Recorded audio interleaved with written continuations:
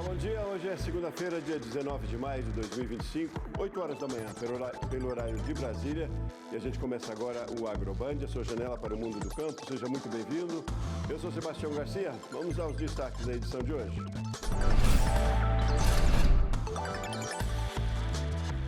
O foco da gripe aviária no Brasil. Barreiras foram instaladas e 100 propriedades já foram visitadas nas proximidades da granja que teve foco no Rio Grande do Sul.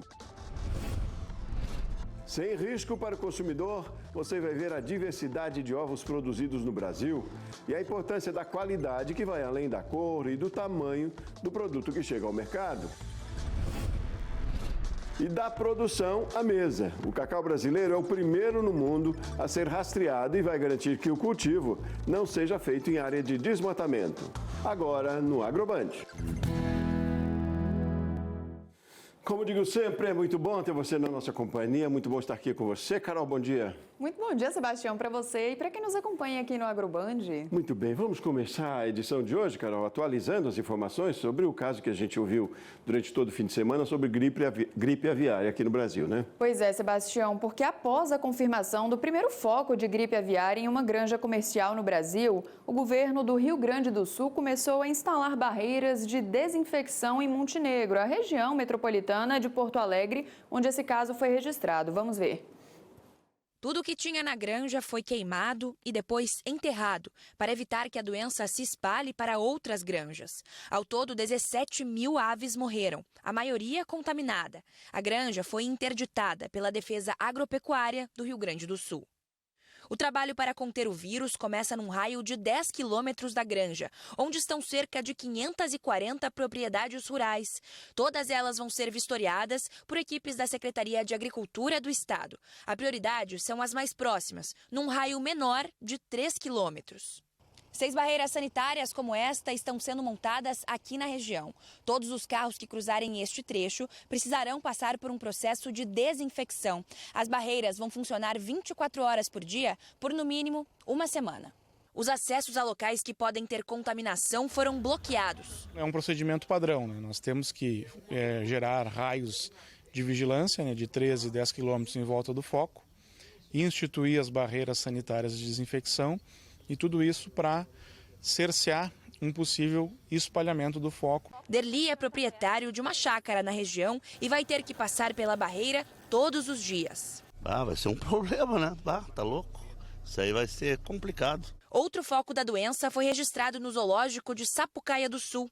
São 44 quilômetros de distância entre os casos. Cerca de 90 aves aquáticas morreram e o local está fechado por tempo indeterminado. Em Montenegro, cidade onde fica a principal granja afetada, moradores preocupados com impactos na economia local. A gente espera que eles cumpram com as normas, né? Que a gente paga aí nosso imposto tudo em dia, tudo certo. E a gente espera que, no mínimo, eles façam o necessário para combater essa doença, né? Bom, né, Carol? É que a gente sabe que o serviço de vigilância sanitária no país é muito eficiente e essa esperança que se tem de que seja feita alguma coisa já está sendo feita e se espera em menos de um mês que já se tenha a solução também, né? Pois é, Sebastião. E os ovos férteis que saíram da granja em Montenegro foram rastreados e identificados. Eles seguiram para Minas Gerais, Paraná e no próprio Rio Grande do Sul. Por prevenção, uma carga de 450 toneladas do produto foi destruída em Minas Gerais. Olha só, gente, os ovos eram destinados à produção de aves e não ao consumo pelas pessoas. E o descarte faz parte desse plano de contingência do Estado. E caso existam novos carregamentos da região onde o foco de influenza foi encontrado, mais medidas como estas serão tomadas. Minas Gerais é o segundo maior produtor de ovos do Brasil e o quinto em carne de frango, viu? Muito bem, pois aí, grandes compradores de frango do Brasil já anunciaram a suspensão das compras de frango do nosso país, entre eles a China, a União Europeia, o México, a Argentina também. O ministro da Agricultura, Carlos Fávaro, comentou a ocorrência do primeiro caso de gripe aviária no estabelecimento comercial e tranquilizou a população. Não há risco de contaminação a partir do consumo de carne de frango e de ovos. Até porque essas proteínas não podem ser consumidas cruas, até por conta de outras doenças, como por exemplo salmonela. E ao passar pelo processo de cozimento, é completamente esterilizado e o risco do vírus se manter ativo é zero. Portanto, a dona de casa pode continuar consumindo com tranquilidade frango, ovos e toda a produção brasileira sem risco de contaminação. Há um risco para aqueles que manuseiam, os tratadores, as pessoas que terão que fazer o trabalho de coleta das carcaças dos animais que morreram doentes pela gripe aviária. Por isso, tem um protocolo rígido que deve ser cumprido para preservar a saúde desses trabalhadores, mas nunca há risco para a contaminação de quem for ingerir alimentos de frango e ovos no Brasil ou em qualquer lugar do mundo. Muito bem, é hora da gente conferir a previsão do tempo aqui no Agroband.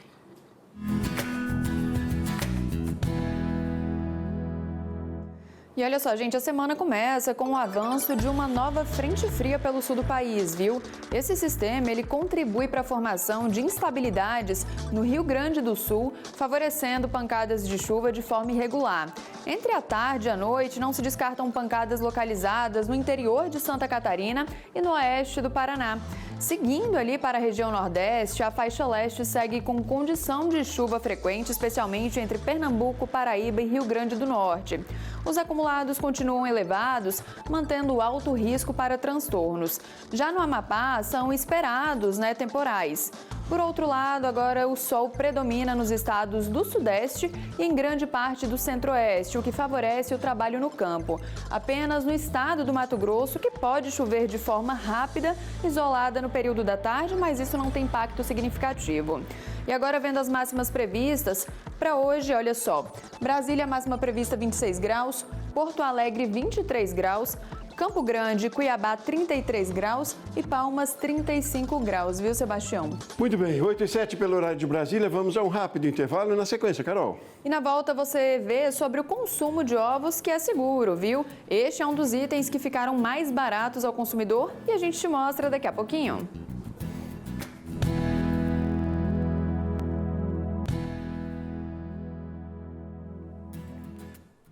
O Agroband, a sua janela para o mundo do campo, está de volta ao vivo.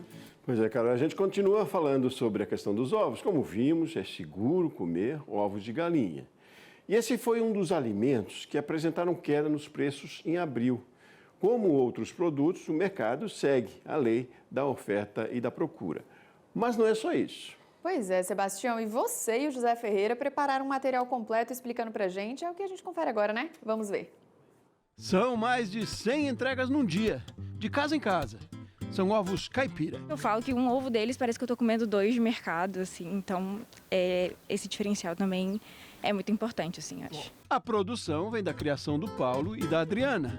Um sistema com mais de 6.500 galinhas que vivem soltas e recebem ração que eles mesmos fazem.